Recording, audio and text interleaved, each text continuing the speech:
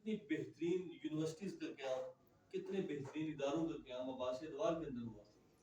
اور وہ عباسی کی جنہوں نے 3 براعظموں پہ ایک آئیڈیل حکومت کی ہو،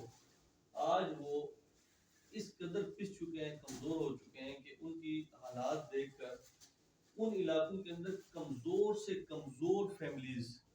آج آپس میں اتحاد اور اتفاق کی وجہ سے ڈیولپ ہوگی اور عباسی پیچھے چلے جاتے ہیں۔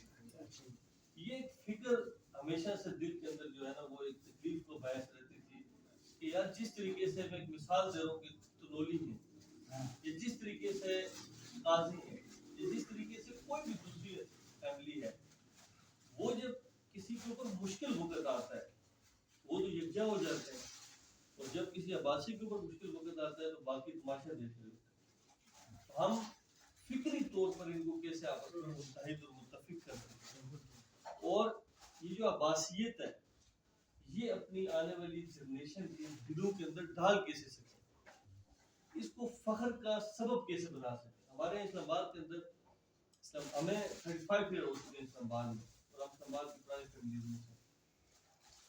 اسلام آباد کے آپ حیران ہوں گے کہ سب سے بڑے موزے کے مالک عباسی ہیں جدی طور پہ، لیکن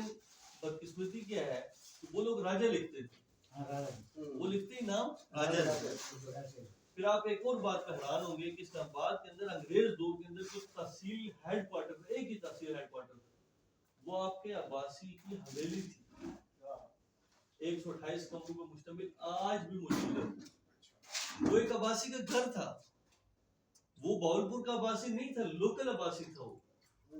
جو انگریز دور کے اندر جو آپ کا محکمہ مال کا جو جتنا سیٹ اپ تھا پورے اسلام آباد پنڈی کا، کیونکہ اسلام آباد تو ہوتا نہیں تھا تو پنڈی ہوتا تھا، اس کا ہیڈ کوارٹر جو تھا وہ ایک عباسی کی حویلی تھی۔ اسی طریقے سے اس وقت اسلام آباد کے اندر جہاں پہ یہ بہوی انکلیو واقع ہے، جس کے ساتھ موضوع ایک آتا ہے ملوٹ،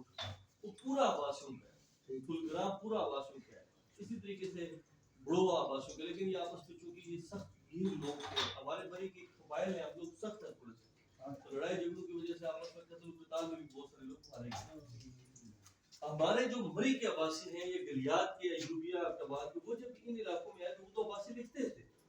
وہ جب آئے تو تگڑے ہوتے ہوتے وہ ان سے بھی زیادہ تگڑے ہو گئے۔ اس کی 2-3 وجوہات ہیں، ایک تو یہ ہے کہ شاید خاقان عباسی صاحب کے والد صاحب کا جو کردار ہے خاقان عباسی، میں بھی کل پرسوں کی سے بات کر رہا تھا کہ 2 بڑے اثرات ان کے پاکستان کے اوپر، ایک F-16 کی جو پہلی خریداری ہے اس میں پیمنٹ پاکستان کے پاس نہیں تھی، انہوں نے پے کی تھی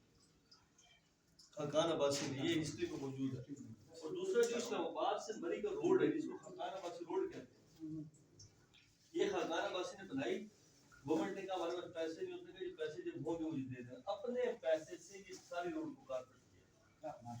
شیر شاہ سوری کے پاس جو خاقان عباسی روڈ ہے تو یہ خاقان عباسی نے بنائی۔ وہ چونکہ موجد تھے سعودی نیوی کے، انہوں نے آرگنائز کی تھی، نیوی بنائی تھی، اس لیے وہ بہت مالدار تھے خاقان عباسی۔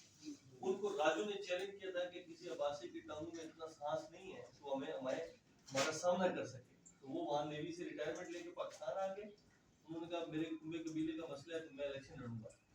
انہوں نے الیکشن لڑا اور راجے کو کہا کہ میں یہ جو ہے نا آپ کا راجہ ظفر اللہ یہ ہوتا تھا، انہوں نے کہا کہ میں الیکشن تو لڑوں گا لیکن تمہارا ہی آخری الیکشن ہوگا کیونکہ تم میرے قبیلے کو چیلنج کیا۔ اور پھر تاریخ ہوا ہے کہ اس ٹائم سے لے کے آج تک دوبارہ راجہ ظفر اللہ نہیں آ سکتا۔ تو کہنے کا مقصد یہ ہے کہ اب یہ چیزیں اور خلافت کے جو ادوار ہیں ہمارے 563 سالہ دور، 200 سالہ آپ نے ذکر کیا مصر کا دور، 700 سال کی عباسیوں کی،